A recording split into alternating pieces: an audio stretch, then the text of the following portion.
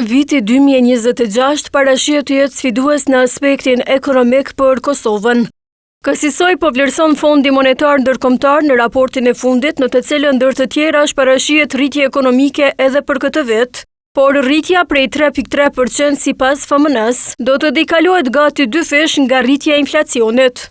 Inflacioni total vazhdoi të rritet, duke arritur në 5.9% në janar 2026, i nxitur kryesisht nga çmimet më të larta të ushqimeve, por gradualisht pritet të bjerë në objektivin prej 2% deri në mesin e vitit 2028.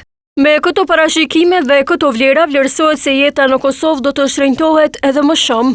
Kjo rritje është tepër e ngadalt, sidomos për ekonominë e Kosovës, ku është ekonomia më e varfër në Evropë.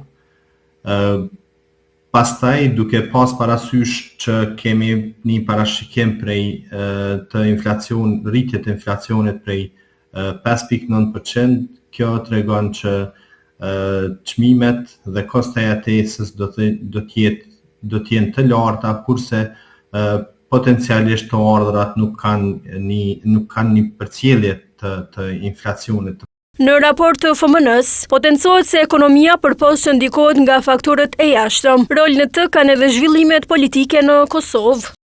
Rreziqet e jashtme përfshin vazhdimsinë ose intensifikimin e konflikteve rajonale, tensionet globale tregtare dhe luhatjet e çmimeve të mallrave, të cilat mund të ndikojnë negativisht në kërkesë dhe punësim. Brenda vendit mbeten rreziqe politike, duke përfshirë pasiguritë në zgjedhjen e presidentit të ri. Raporti i FMN-s Kosovës mes tjerash i rekomandon ruajtjen e stabilitetit makroekonomik, kontrollim të shpenzimeve buxhetore, rritje të investimeve publike dhe avancim të reformave strukturore, me qëllim forcimin e ekonomisë dhe afrimin me standardet e BE-s.